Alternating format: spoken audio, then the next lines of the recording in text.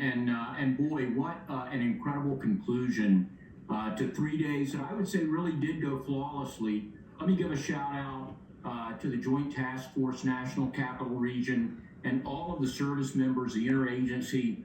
So many people participated from when the president touched down at JBAB at Joint Base Andrews on Tuesday. I don't think it could have gone better. So as we saw the movement into the city, the dignified transfer in front of the Navy Memorial on Tuesday, and that last walk up Pennsylvania Avenue with his family, a bookend to coming down Pennsylvania Avenue in 1977 during the inauguration. I think just incredibly memorable and historic for all of us, and surely here at the Navy Memorial, which he created in 1980. So very special for us, but I don't think across any of those events it could have gone any better. And oh, by the way, we had a snowstorm the day before. I know that's right. So, you know what's making news today is the fact that we saw the Clintons, Obamas, and Trump and everyone sort of chatting it up. Could President Carter's funeral signal some cohesiveness or some unity or maybe some bipartisanship that's been missing here in our politics lately? Well, I'll tell you, as military guy, I don't ever comment on politics. But I do think that as you look at folks sitting side by side representing not just every race, gender, ethnicity, but different places in the country, different places they went to school, different experiences, that's what makes the military great. That's what makes the United States of America great. And we saw that on display. It brought out the best in us. And I think President Jimmy Carter, who attributed starting at the Naval Academy and his time in the Navy with the ideals that made him so successful, both in office and after he was out of office. Ideals like courage, self-sacrifice, idealism, and self-discipline. He demonstrated that across a life well lived. I think we saw that across these 3 days, and I think that's a pretty good lesson for the nation.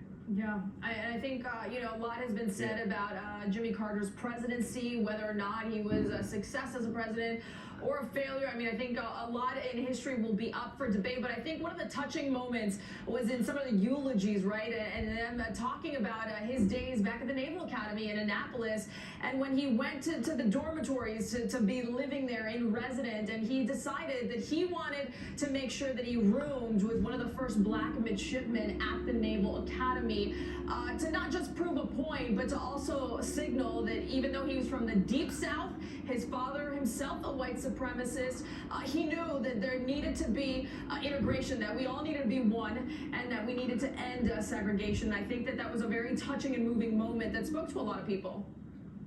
Yeah, I totally agree. So Wesley Brown is that African-American midshipman that you mentioned, a hero in his own right, and who went on to do great things. But I think that that spoke a lot to Jimmy Carter. Oh, by the way, Jimmy Carter, who in the first grade figured out he wanted to go to the Naval Academy, figured out how to do it, worked toward that, didn't get in the first time, and kept trying. And then that kind of perseverance, continual learning, being relentless, getting after a goal, is what made him so successful across that long life. But he attributed that to the Navy. Yes, indeed. To your point, Marina, I remember when I was a kid and Jimmy Carter said, "Right on," and the country lost it. It was a slang that, of course, comes from, the black community. He said it in the Oval Office.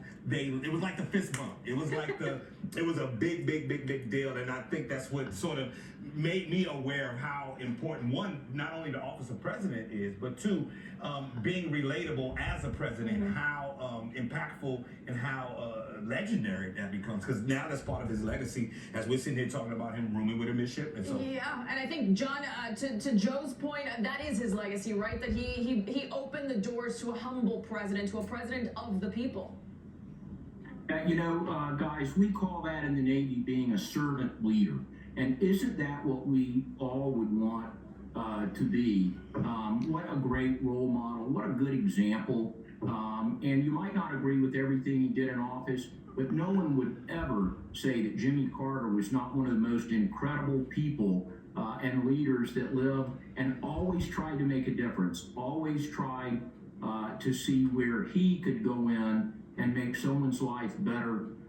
And so I think that we can all take a lesson from that for sure. Certainly the midshipmen that were here, we had 160 folks all here participating in the transfer on Tuesday, and they all were just so proud to be part of this historic moment, as am I. Yeah, incredible work that you all have put in, and Jimmy Carter did not like it when Hail the Chief was played before him, and I know that you all had the honor of playing that for him, and as we said farewell to him, but so beloved, and obviously much deserving of Hail to the Chief. Thank you so much, Vice Admiral. We appreciate all your insight all these days here covering, remembering Jimmy Carter, of course, here on Fox 5. Yeah, great being part of it, and I would ask folks, do please get down to the Navy Memorial. We have the condolence book for the family, in the theater, documentaries about President Carter. Look at him in the Navy log and learn more about him. But whether it's now or later, please get down to what we would say is your Navy Memorial. Absolutely, we sure will. We'll be right back.